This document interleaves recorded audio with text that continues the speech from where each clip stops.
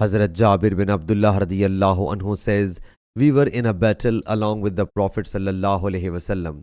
When we returned and neared Medina Munawwara, I started galloping my slow camel. A rider thereupon approached me from behind and poked my camel with a lance which he had. So my camel started moving like a fine camel. When I turned to see him, he was Allah's Apostle sallallahu alaihi wasallam. I submitted, O Allah's Apostle sallallahu alaihi wasallam, I have recently got married. He said, have you married? I replied in the positive.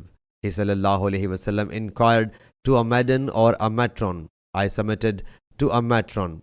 He sallallahu alaihi wasallam said, why don't you marry a virgin, so as you may play with her and she may play with you?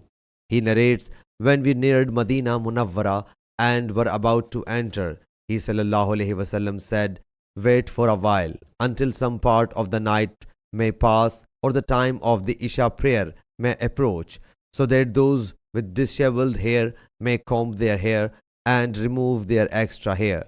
Sahih Bukhari, Hadith number 5247.